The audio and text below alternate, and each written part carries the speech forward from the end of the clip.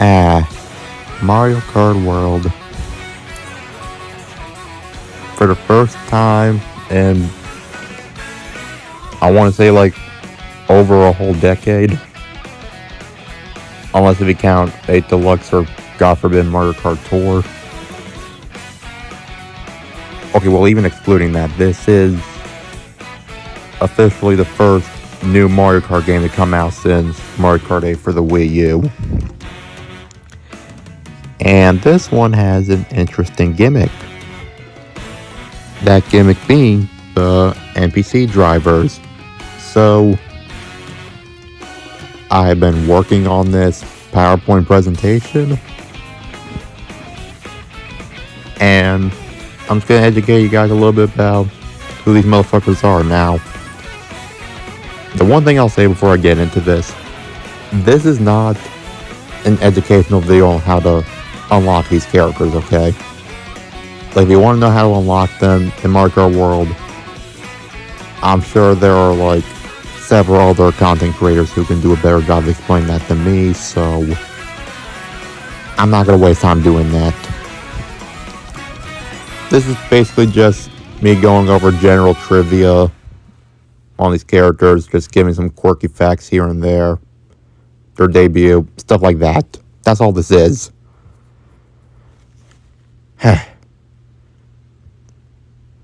Alright, let's just hop right into it.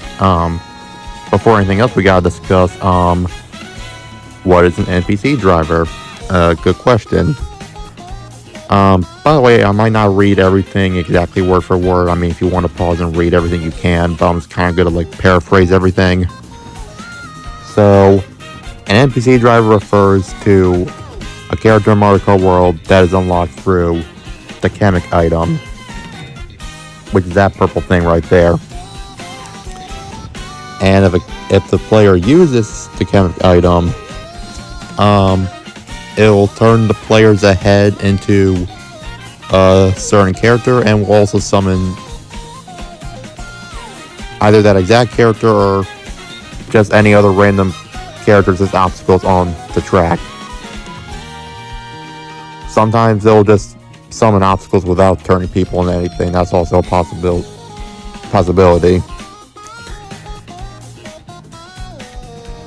But in general, like, the term itself just refers to anyone outside of Mario Kart World that's just seen as, like, well, an NPC character. And 26 out of 50 of them are playable. Why am I saying playable? I am so stupid. 26 out of 50 playable characters, that's what I meant to say. They fall into this category. 11 of them require the item to unlock, although the item could also just summon NPC drivers that you've already had unlocked. And what I will also say is that 20 of them, or not 20 of them, it was originally supposed to be 20. 11 of them need to be unlocked, but it was originally 20. But that was before the 1.1.0 update. And as we go through this, I will specify, whether or not they were unlockable before the 1.1.0 update. So, and again, I apologize for a bit. I'm not going into this with a script. I'm just kind of just freeballing it. So anyways, to start with, we're just going to go through all the returning characters that fall in this category, and then we're just going to hop right into the new stuff. So, alright. Everybody knows the drill? Everybody knows the drill, right? Yep. You. Okay then, good. Starting off, we gotta start with the OG here. Dry Bones. Look at that handsome little bastard. Dry Bones made his first debut in Super Mario Bros. 3 and World 1-Fortress. Everybody knows, like, what Dry Bones is, It's a skeleton undead Koopa thing. You stomp on it, it turns into a pile of bones, and then it'll just come back to life. Simple as that. Pretty much does the same thing in every Mario game. And Dry Bones made his first playable debut in Mario Superstar Baseball. I'm going to give you guys a fair warning right now. That is a game I'm going to be bringing up a lot in this presentation. So, fair warning. But Dry Bones also made his first Mario Kart debut in Mario Kart DS. And then he would also be playable in Mario Kart Wii, Mario Kart 8 Deluxe. Deluxe specifically, not the one for the Wii U, and then Mario Kart Tour. And Mario Kart World also features a new track called Dry Bones Burnout, which makes Dry Bones the only returning NPC driver to have a track named after it. I say returning specifically. And you guys will know why I bring up that specific point later. But that's it for Dry Bones, and now... Sorry, bugs scare me. Hey, it's a Wiggler, look at that. Wiggler made his first debut in Super Mario World in Far's Evolution 1 and Outrageous. I say those two because apparently those are the only two levels that motherfucker appeared in that game. I didn't even realize that. But yeah, Wigglers will usually just crawl around and mind his own business, and then if you stomp on a Wiggler, it'll cause it to turn red and start running rampantly. Jumping on doesn't really do anything. I mean, usually the only way to kill Wigglers with an invincibility star, I think, or eating with Yoshi might also work.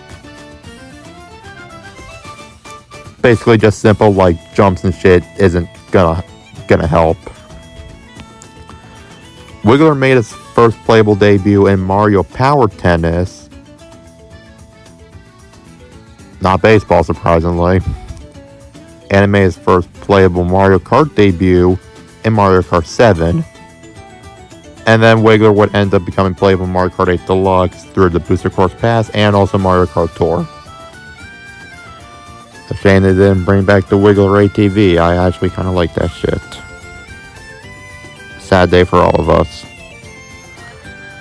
And the last little quirky fact that I had, because I didn't really know what else to include. One of the more notable Wiggler variants are known as the Flutters. And it seems that Wigglers can just transform to Flutters immediately, or just temporary without a cocoon. So, just like that, boom, easy. So that's it for the true returning characters. Now, there's a debate whether or not Mario Kart Tour was considered the 9th Mario Kart installment or not. I mean, Nintendo themselves admit that they don't see Mario Kart Tour as the 9th Mario Kart game, but I do feel like Mario Kart Tour is still worth acknowledging. So I'm pretty sure there are 4 characters that were playable in Tour that are now in Mario Kart World. So those are the characters I'm going to cover next, and then I'll move on to the truly new characters, if that makes sense. So, with that being said, next up we got Dude. He's sick as fuck. Yeah, we got Hammer Bro. Hammer Bro made his first debut in Super Mario Bros., specifically in World 3-1. And he'll throw either claw hammers, mallets, or even frying pans, although that's mostly in Odyssey.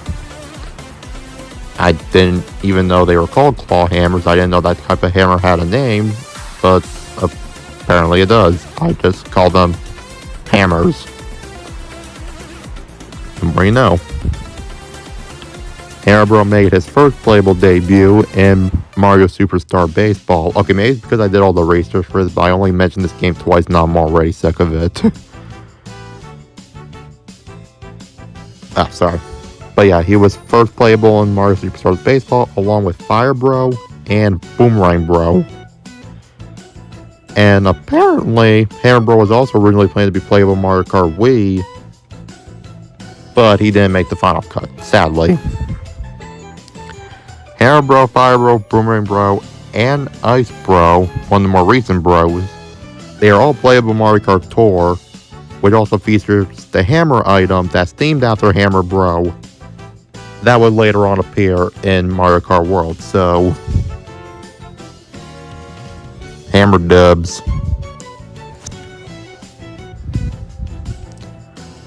Chargin Chuck. Man, that big beefy motherfucker, man. Chargin Chuck made his first debut in Super Mario World in Yoshi's Island 1. And although his most common attack method is simply charging at opponents, he has also been known to throw baseballs, toss footballs, dig up rocks, and even clap his hands as forms of offense, just like that. Like, he'll jump up in the air and clap his hands just like that. Now, I'm gonna get real for a moment before anybody points this out. So, Chargin Chuck was not playable prior to, his Mario Kart debut and tour. And before anybody tells me, actually, Chargin Chuck was playable in Super Mario Odyssey. No, he wasn't. He wasn't. Mario just uses his Cappy ability to just possess Chargin Chuck. That is not the same thing as playing as Chargin Chuck. That's like saying you play as Pokemon in all these Pokemon games. When you're only playing as a trainer, you can tell the Pokemon what to do. Or if you're taking your dog outside, you're not playing as the dog. You're playing as a person telling your dog to take a poop in your fucking yard. It's not the same. Okay? Sorry, that's kind of just been in the back of my mind, and I just wanted to get that out of the way before someone started questioning my logic.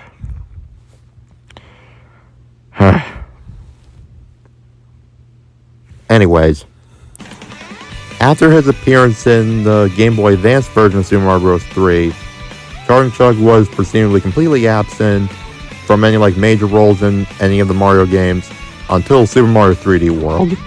That's kind of where he made his big comeback. Chargin Chuck made his first playable console debut, I say console specifically because, tour, in Mario Golf Super Rush, where his special shot was the scrimmage stinger and special dash was the end zone dash. I don't know what that means because I haven't played Mario Golf Super Rush, but they sound interesting enough. I also didn't fully proofread all of these, so my apologies for any inconsistencies in grammar or misspellings and all that. But I'll be sure to catch myself if I make a mistake like that. But for now, we move on. We press forward. Because next we got Monty. I thought I had. Oh, wait. Ugh. There we go, my bad. Monty Mole. Monty Mole made his first debut in Super Mario World in Yoshi's Island 2 and Cookie Mountain. Yeah, apparently he also only appeared in 2 levels. What is up with that? That's so weird. First Wiggler, now this guy. I don't know if Nintendo was willing to take full advantage of these new fucking guys. Damn. Anyway, we all know Monty Mole. It'll pop out of the ground and just. Well, sometimes it'll stay there, but other times it'll just run towards the player and all that. We already know what a Monty Mole do. Monty Mole made his first playable debut in Mario Superstar Baseball. Shocker. But it's also possible that Monty Moles were going to be playable in Dr. Mario 64. Based on potential files, but there hasn't been any graphic evidence of that, so it's just kind of up in the air. And then for my bonus pack, I just have the Monty Mole being a boss in World 6 of New Super Mario Bros. You know, the Monty Tank. And there was also a larger variant of the Monty Mole called Monty Mole that was introduced in Super Mario 3D Land, where you had to jump on him, I think, twice or 3 times, one of the two. But yeah, shout out to my brother for real. I mean, he's a huge Monty Mole advocate. Seriously, like in Super Sluggers, Mario Party, and now Mario Kart, like, get Monty Mole. Pushing later on, and I think that's the last one. Yes, there we go. Well, the last one of the returning ones from tour. We have the legendary Nabbit. Nabbit made his first debut in New Super Mario Bros. U. And when Nabbit was encountered in a given level, the player will have 100 seconds to chase him down, and then they'll be rewarded with an item. And Nabbit made his first playable debut actually not too long after that, because he was actually playable in the spin-off called New Super Luigi U. And although he can't use powers to ride Yoshi, he was pretty much invincible to mostly everything except for falling off a ledge, lava, or poison. But for the most part, Nabbit was he's just immortal to everything. The same thing applies in Super Mario Bros. Wonder. Like, he's just immortal to most things. Nabbit also appeared as a stage hazard in Mushroom Kingdom U in the Smash Bros. Franchise. And he would try to in that given stage, he would try to nab whatever player was close by, and he would just blast off out of bounds and potentially just taking a stock from the player. If they don't break out in time, it's possible to break out, but like, if you've been dealt too much damage prior to that, then your chances of breaking out are kind of slim. Yeah, but that's all the returning characters, both from previous Mario Kart titles and Mario Kart Tour. Now we're getting into the actual new shit. So this is when things are getting real. Like, I'm not playing around now. This is getting to the real shit. Also, I haven't been paying too much attention, but if any of you guys knows, like, any typos I made in some of these or inconsistencies, or if I just fucked up with my research, then you can just let me know in the comments down below, because I'm not perfect.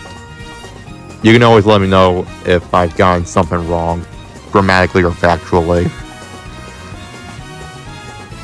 I'm open. But now, on to the next station. I tapped the screen, but it didn't work. Now it's working. Sidestepper. Finally. Sidestepper made his first debut in the Mario Bros. Arcade game. And that's where you were just like hitting enemies from below the floor, and then you would knock them out, just like throw them off the stage for points and whatnot. That was kind of like the whole game's preface and all that. And Sidesteppers also appeared in the battle mode in Super Mario Bros. 3, which was essentially the arcade game, except you were competing with the other player, and then the winner just got to take their turn in the main game. Sidestepper was designed by Shigeru Miyamoto after being inspired by a fairy tale. And in addition to that, Sidestepper is... Hold on. Scratch that, reverse it. Go back. Sidestepper currently holds the record for the most amount of time between his debut and playable debut, with just under 42 years. I mean, Sidestepper has appeared as an obstacle in Mario Kart a good bit. But, I mean, this guy's fucking ancient, and now he's a playable character, so... Go Sidestepper, man. We need Shell Creeper next. But, like, they need to make Shell Creeper, like, distinguishable from Koopa Troopa, but... Anyways. Why is this thing not working? There we go. Goomba.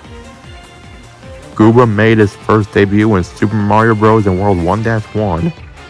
Despite being the first enemy you encounter in the game, Goomba was actually the last enemy to be designed and is themed after a shiitake mushroom. So yeah, Goomba was just a last-minute addition.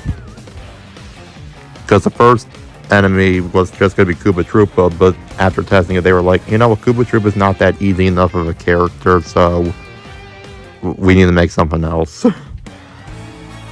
The first Goomba to be playable was Goombario, I think that's how you pronounce it, and Paper Mario, Goombario was one of Paper Mario's many allies in that game. But just plain Jane Goomba and Para-Goomba, they will later become playable in Mario Superstar Baseball, of course. As a species, Goombas used to be allies of the Mushroom Kingdom, but both of them became traitors and began working for Bowser. Although Goombas that had not allied with Bowser became more prominent after Super Mario RPG, so yeah, so not all Goombas were bad, it's just most of them. I don't know what the ratio is, but I mean, I've killed a lot of Goombas, so the ratio must be pretty fucking high.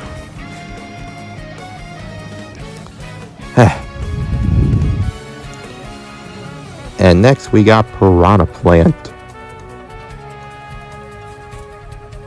I just like this image, I'm sorry.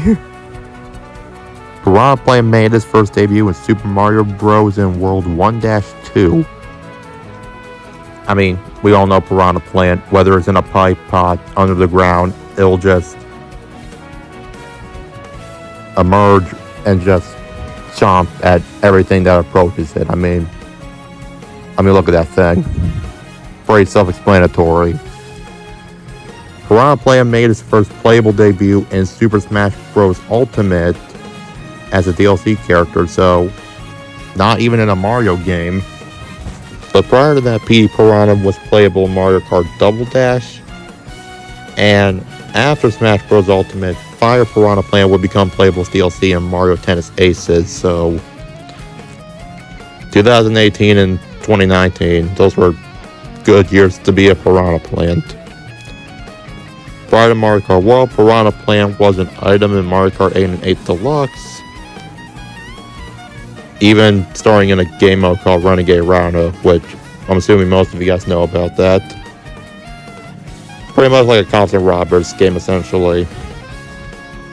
And Piranha Plant also received 2 tracks named after it in Mario Kart Tour, with those being Piranha Plant Cove and Piranha Plant Pipeline. And reading this, I just realized that it says cover.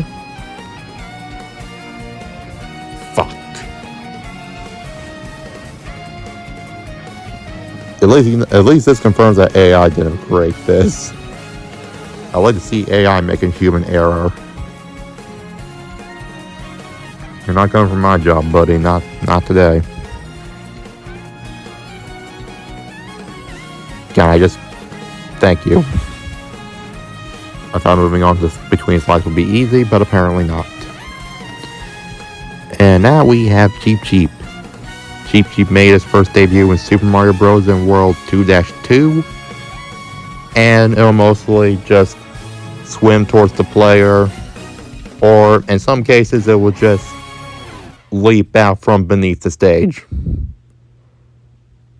Like a flying fish type situation. You ever seen those motherfuckers, or like cliffs of flying fish? I mean, it's crazy. Although Cheep Cheep didn't become playable until Mario Kart World, again, I'm not counting Odyssey, I've discussed that before. A female Cheep Cheep named Sushi was among one of Mario's partners in Paper Mario, and she had a daughter named Sashimi. Sushi puns. Yeah.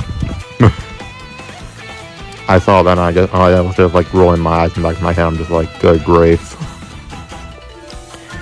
There's a new track in Mario Kart World called Cheep Cheep Falls, which makes Cheep Cheep the only new character to have a track named after it. So now you know why I specified earlier when I said Dry Bones was the only returning NPC driver to have a track named after. Now you know why I had to make that specification. For this reason. great that Cheep Cheep is now playable though, despite Cheep Cheep appearing in like almost every Mario game to exist. That's just insane. But yeah, welcome aboard, my fishy friend. Now we're cooking. Now we got Pokey. Pokey made his first debut in Doki Doki Panic, which would later on become Super Mario Bros. 2 outside of Japan.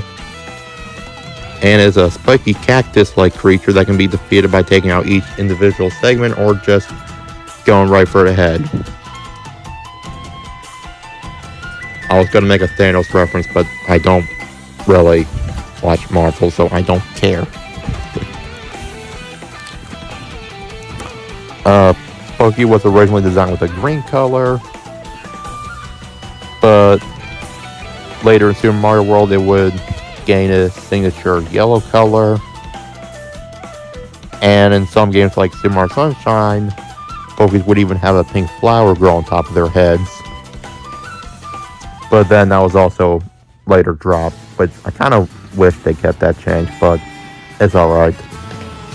While Pokeys are most prominent in desert regions, snow Pokeys, which made their debut in Super Mario 3D World, prefer snowier climates. And I didn't mention this PowerPoint, but I just want to give a huge shout out to Mummy Pokey from New Super Mario Bros. He was a freak. That's all I'm going to say about that. And now we have Rocky Wrench. Quite the polarizing character in my opinion. Rocky Wrench made his first debut in Super Mario Bros. 3 in 2-Airship. And it attacks its enemies by, well, throwing wrenches. Yep. Rocky Wrench. Rocky Wrenches have been described as mole-like turtles, but then they got redesigned in New Super Mario Bros. Wii to look more like generic Monty Moles with goggles. But then they would get redesigned again to be more like their original design towards the end of the Booster Course Pass in Mario Kart 8 Deluxe, which, thank heavens. Sprites for Rocky Wrench have been found in a variety of games, including Super Mario World, Yoshi's Island, Super Mario RPG, and Super Mario Odyssey, but all those concepts were scrapped. And I did have like another interesting fact about Rocky Wrench, but I'm not going to say it here because I'm going to be bringing that up later for different characters, so I'm just going to put a pin on that for now. Anyways, Spike. Spike made his first debut in Super Mario Bros. 3 and World 3-7, and it attacks by hurling spike balls or spike rollers that they just vomit directly out of their mouths. That's just where they store them for reasons. Spike made his first playable debut in Mario Party 10, which for a low price of 600 Mario Party points, you too can play as Spike in Mario Party 10. Or you can play as Toadette. I mean, if you only had to spend money on one, I'd rather spend them on Spike. But anyways. The new Super Mario Bros. Franchise introduced 2 new Spike species, including Snow Spike, which hurls snowballs instead of spike balls, and then Stone Spike, which chucks spiky rocks down towards its enemies. Snow Spike was in the first New Super Mario Bros. Game, and the Stone Spike was introduced in New Super Mario Bros. Wii, respectively. But yeah, I know someone who really likes Spike, and I know he currently mains Spike in Mario Kart World now, and I have a soft spot for Spike as well. He was my main in Mario Party 10, so shout out to Spike.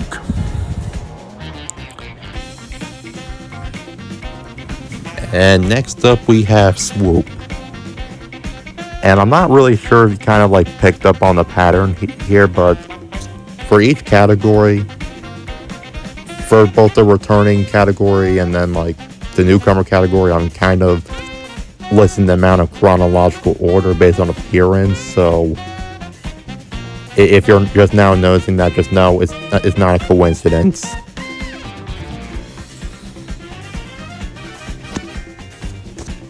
But anyway, now we have Swoop. Swoop made his first debut in Super Mario World and Donut Plains 2. And, you know, when it's spooked, it'll just drop from the ceiling and just fly towards the player, because what else is the bat gonna do? They were originally called Swoopers and had more of a green color, but then in Mario 64, they received their name change and went from green to a dark shade of blue instead. Also in 64, they had more like mouse-like faces with buck teeth, but then in Paper Mario, they returned to their iconic big red nose look, so yeah, I kind of wasn't really digging the mouse look, I'm not even gonna lie. Maybe for that time, maybe, but not so much anymore. Next! Dolphin. Dolphin made his first debut in Super Mario World and Vanilla Lake 3, but also in Chocolate Island 1. And unlike many of the other characters we discussed, Dolphin is not actually, well, an enemy. Dolphin's main role is basically just to act as a platform while the player was traveling across bodies of water filled with dangerous porky puffers, so Dolphin made his first playable debut in Dr. Mario World, if you guys even remember that game. I only played it like 3 times and then I quit. And in that one, it's able to pop 4 bubbles at max level in stage mode and cover 6 viruses inside bubbles in versus mode. If you still play this game and you want to explain to me what that means, go right ahead. Dolphins have also had special roles in a couple Mario Party titles, such as using them to travel between areas in Mario Party 4 on Koopa Seaside Story, is that how you pronounce it? Being able to transport players for a certain number of coins in Mario Party 8 on Goomba's Booty Boardwalk, and also handing out 5 mini-stars to any player who passes one of them in Mario Party 9 on Blooper Beach. Also, Mario Party 9 also has a dolphin-based minigame, so I thought that was worth pointing out. I also just like this picture I picked out for him that just says, "Hi, I'm Dolphin." Dolphin tried to have a comedy career and it failed. Anyways, Fishbone. Probably one of the more obscure picks, but whatever. That sounded kind of mean. I actually really kind of like Fishbone, not even gonna lie. Fishbone made his first debut in Super Mario World in Vanilla Fortress and Bowser's Castle. And mainly just swims in a straight line, sometimes in a darting motion, and it was mostly impervious with the exception of a couple items like, well, the invincibility star, but then later on the ice flower. I think the cape in Mario World, I don't quite remember. You can fact check me on that. Fishbone would later appear in New Super Mario Bros. Wii, where it gained the ability to act more like a homing missile, as opposed to just swimming in a straight line, and then if it hit the wall instead of a player, it just shattered to a bunch of pieces. So like dry bones, but underwater essentially. And then similar to Fishbones were the Bone Fins, which appeared in Super Mario Galaxy and Bone Fin Galaxy, along with the main mafia boss, King Fin. And that's essentially what inspired the homing missile effect that I explained in the previous fact. So shout out to Bone Fin for making Fishbone what he now is today. And King Fin.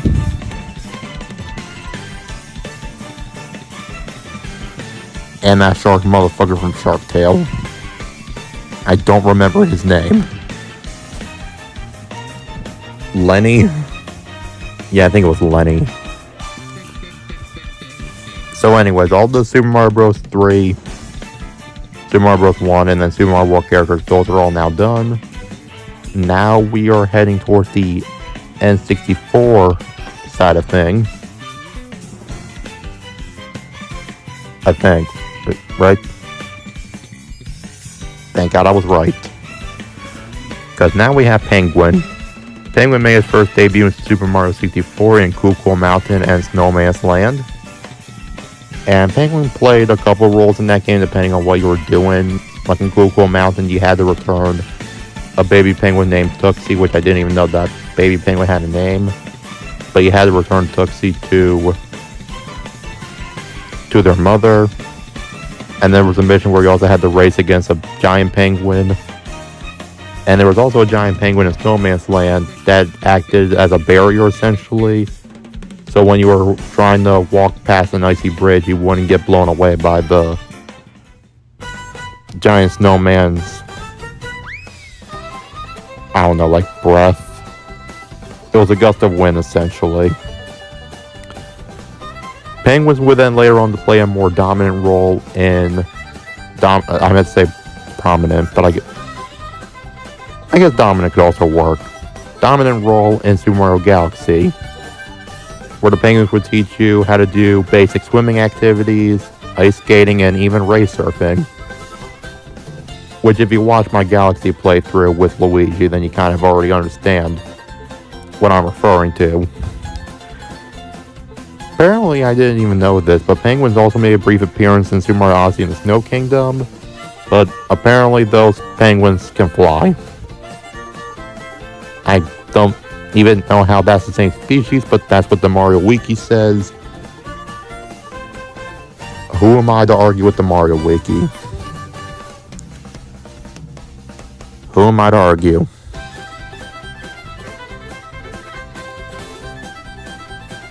Let's just move on before this gets even more confusing. Oh, now we really cart in.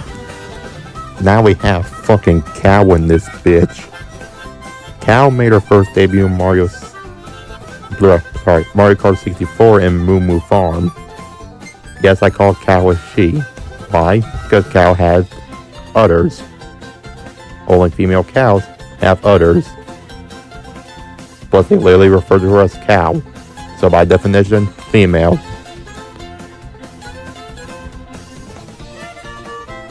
But yeah, she first appeared in Moo Moo Farm, which is why the cows are also sometimes referred to as Moo Moos. And she would later return in Mario Kart DS wearing a blue collar and hanging cowbell for the first time in the franchise. So that iconic look originally came from Mario Kart DS. Which I thought was interesting. Like, I never even noticed that. Although Cow started off as a background character in Mario Kart 64, the cows would later get upgraded to an obstacle in Mario Kart Wii when they were implemented in Moo Moo Meadows. And they would also play that same role in Mario Kart 8 Deluxe and Mario Kart World. Now, Cow is pretty important in this overall story because the decision to put Cow in Mario Kart World came around after one of the game's artists drew a sketch of a cow driving a blue truck. So not only did that inspire the developers to put Cow in the game, but it also just left the door wide open to put a bunch of other obstacles in the game as playable characters. So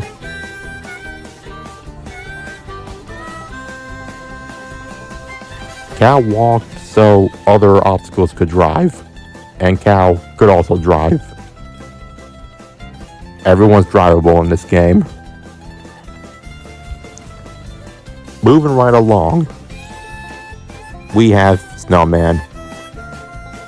Next. Okay, fine. I'll talk about Snowman for a little bit.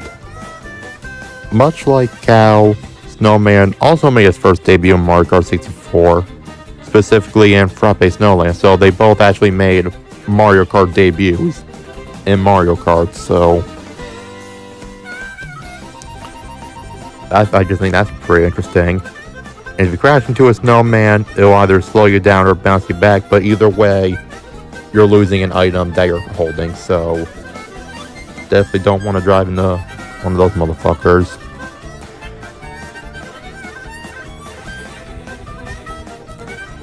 Snowmen have always been depicted wearing, their iconic bucket hat, carrot nose, and scarf. But it wouldn't be until Mario Kart DS, here we are bringing up Mario Kart DS again, that they were given a tiny smile, and their bucket hats would also change their color to blue, and their scarf would be a yellow-orange color. So, yeah, that's where that look came around, specifically Mario Kart DS. So, big dub for the snow people. Oh, in Mario Kart World, Snowman's Kart emblem is depicted as a snowflake, which makes Snowman one of 3 NPC drivers whose emblem is not just a depiction of their physical appearance, along with Pokey having a cactus emblem and then Rocky Ranch having a wrench emblem. That pin is off now. That's the fact that I was referring to earlier. It's all in the emblem, baby. I kind of spoiled it earlier, but now we're kind of entering the GameCube era of things, which there actually surprisingly isn't much. So, I guess we're just gonna hop into it now. So up next we have... Sorry, big tree people scare me. We have Pianta, another one of my brother's favorites.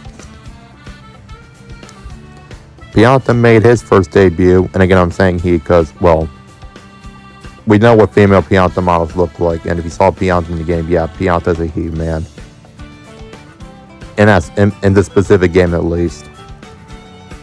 Pianta made his first debut in Super Mario Sunshine, and although Piantas mainly reside in Pianta Village, they can be found all throughout Delfino Plaza along with Nokis. And Piantas make their living by growing and selling fruits. And some of them also chuck the players in the air when they're talked to, hence why they're called chucksters. I'm sure all of you Mario fans have seen the memes already about those, so fucking chucksters, dude.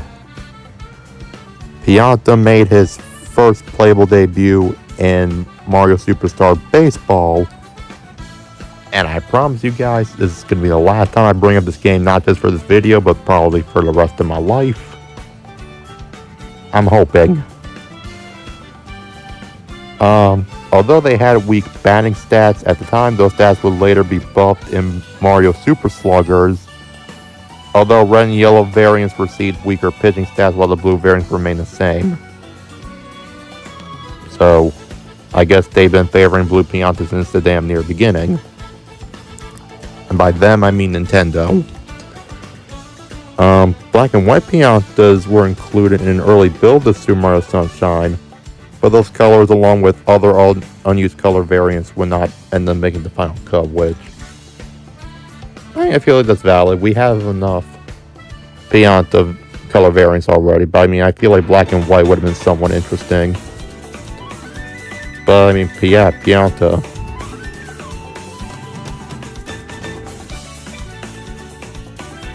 That's so fucking weird though. They just have palm trees growing on their heads. I'm dwelling on this too hard.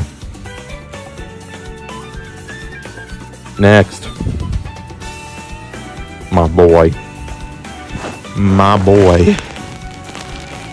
Cataquack, man.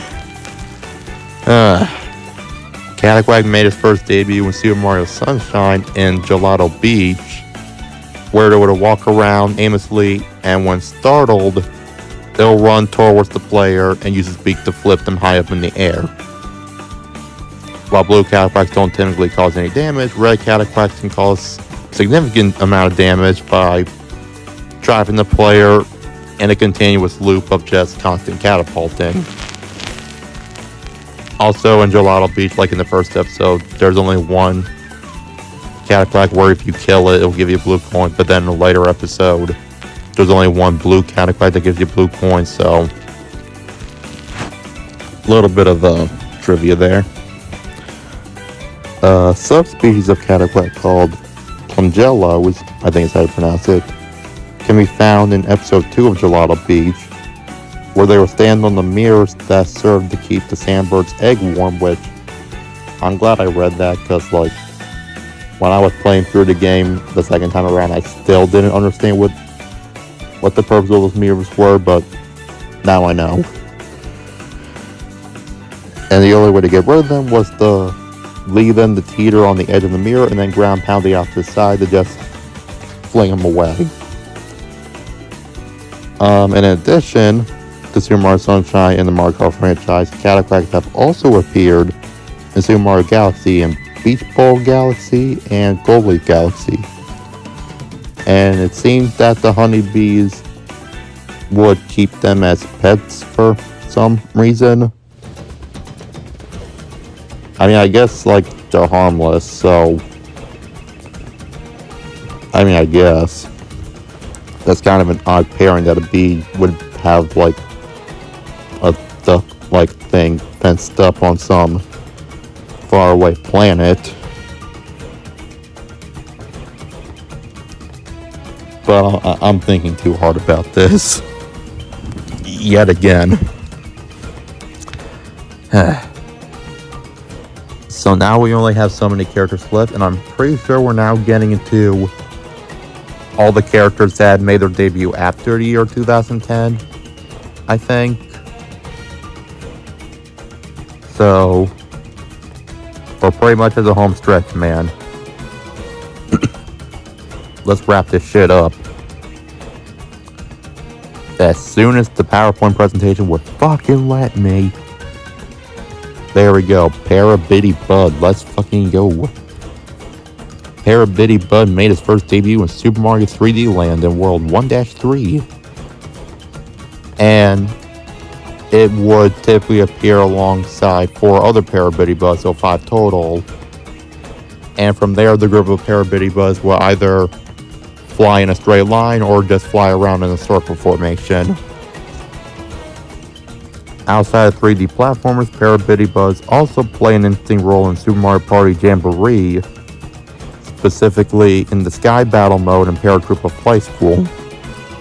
And in that mode, the 2 players would have to compete to see how many Para-Biddybuds they could gather, or how many they could just steal from the other player. So, like, either way's a dub. Oh, and with the Biddy Buggy returning from Mario Kart 8, Para-Biddybud is the 3rd NPC driver to have a kart themed after it, along with Chargin Chuck with the Chargin Chuck, and Dolphin with the Dolphin Dasher. Although Dolphin Dasher is also returning, Chargin Chuck is the only new one. But I still thought it was interesting pointing that out. Next. Coffer. Look at that little freak. Little frog looking ass.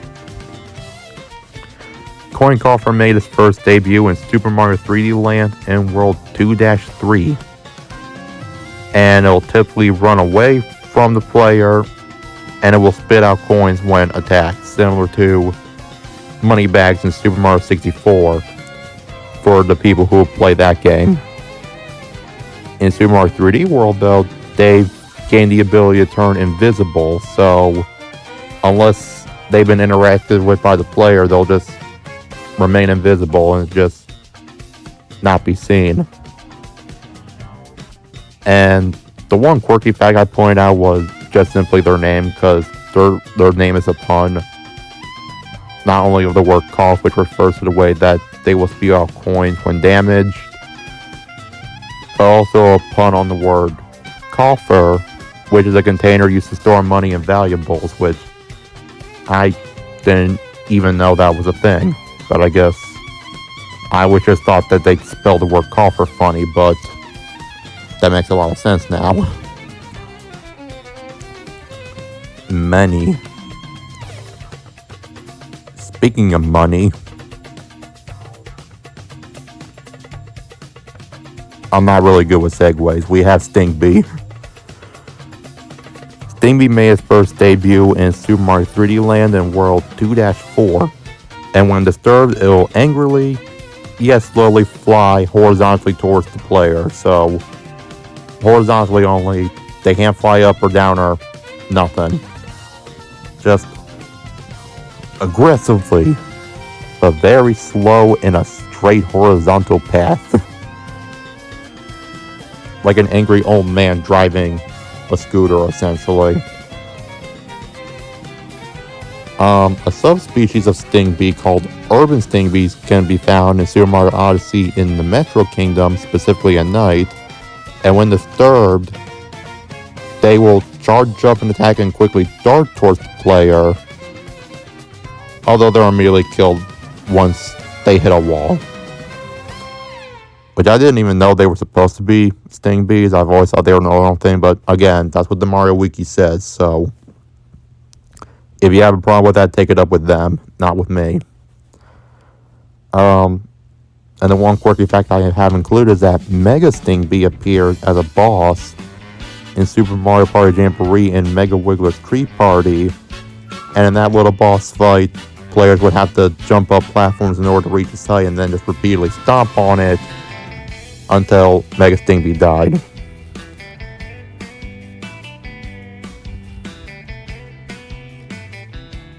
You know what I just realized until now?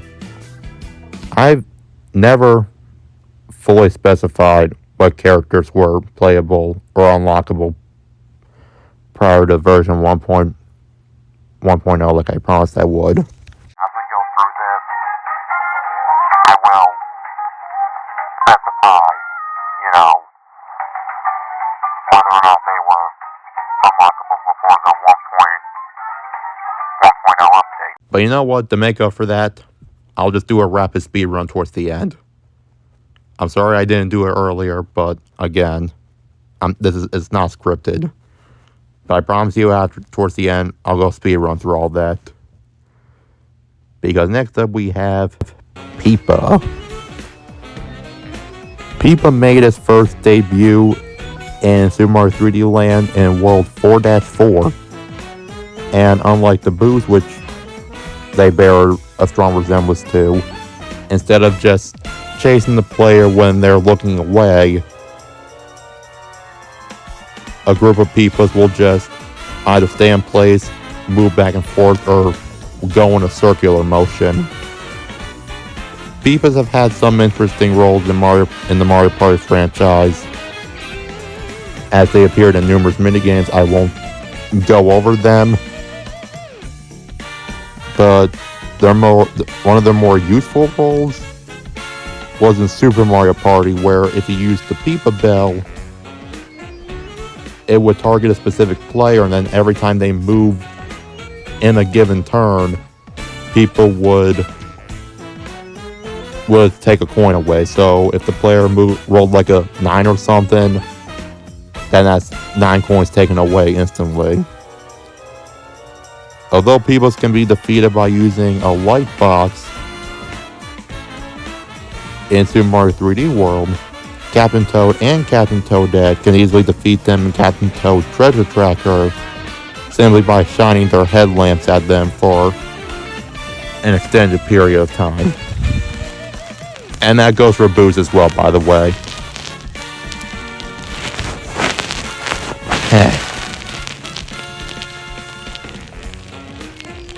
Peepas were always just weird in my opinion, but like,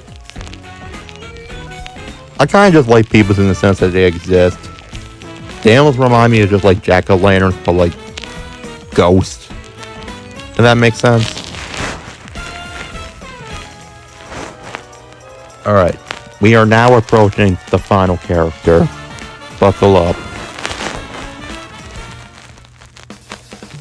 I said buckle up. Conkdor. Personally, one of my favorites, along with Cataquack and Penguin. Conkdor made his first debut in Super Mario 3D World and Conkdor Canyon. So whereas Sidestepper was the oldest newcomer, Conkdor is now the most recent newcomer to enter the Mario Kart franchise. And it usually stays in place, or it can rotate in a given area until it senses the player. And then when it senses the player, it'll just immediately smash its beak against the ground. Although in some instances, such as their appearance in Sprawling Savannah Rabbit Run, they are also just as capable of just walking around rather than just standing still in one spot. But that's a rarer occurrence. In Super Mario 3D World and Bowser's Fury, the player can actually remove the Conkdor's glasses either by using the Wii U gamepad or the controller's pointer if you're playing on the Switch version. And you can use either one of the two to tap on the Conkdor's head, and then boom, the glasses come off, which I've seen what Conkdors look like without their glasses, and yeah, I like them better with the glasses on. Although Conkdors don't appear as an obstacle in Super Mario Maker 2, like most of the other returning enemies from Super Mario 3D World, they do appear in the background of the desert theme if you're utilizing the Super Mario 3D World style. So, I always thought that was kind of weird though. Like, they brought back like Stingby, Slowpoke, and like all those other enemies as hazards, but they exclude Conkdor for some reason. I mean, I guess that's kind of valid. I guess. Because I'm trying to picture in my mind, I guess, like, it would have looked weird for Conkdor to be in a 2D space, but whatever. And now I'm just going to go through a rapid fire real quick to make up for my mistake. I'll quickly go over each character and I'll tell you guys if they're unlocked from the start, unlockable in general, or if they were unlockable but only prior to the new update. So here we go. Dry Bones, playable from the start. Wiggler, playable from the start. Hammer Bro, playable from the start. Chargin Chuck, unlockable. Monty Mole, unlockable prior to version 1.1.0. Nabbit, playable from the start. Sidestepper, unlockable prior to version 1.1.0.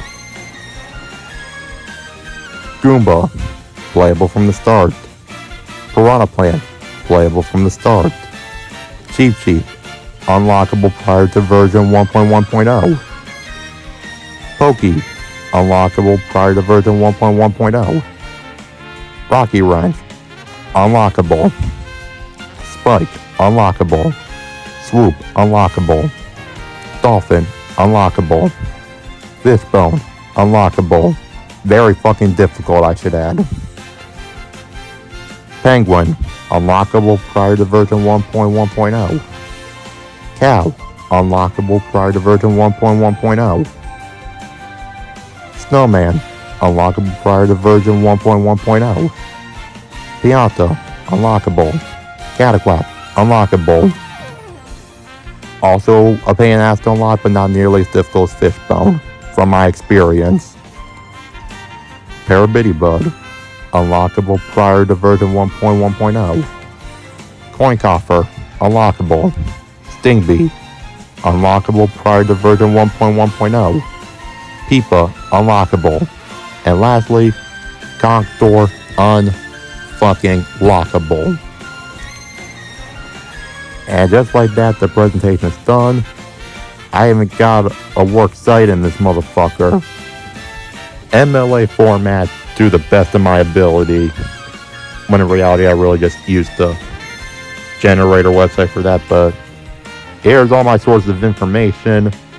and information of images, which if you look at the dates between when I accessed the image sources and the research and the information sources, you can kind of tell where I've had. You can kind of see where I prioritized first. I was mostly like just doing images first, and then I slacked off and did all the information research last minute. But either way, I'm just glad this is fucking done. Even though the presentation wasn't perfect, even though this video wasn't fucking perfect, I'm just glad it's all done. And I'm glad I can pull this off for you guys. So I hope you guys enjoyed this presentation, and again, like, any mistakes that I made, you can point them out down below. I'm open to constructive criticism. If it's constructive, don't just tell me I'm a piece of shit that I should just burn in a fiery hole for not, like, mentioning, like, the 20-some species of Piranha Plant or the 10-some species of Cheep Cheep. I don't need to hear about that. But anyways, I hope you guys enjoyed today's presentation, and I will see you all next time. So, peace out. More image sources, and take care.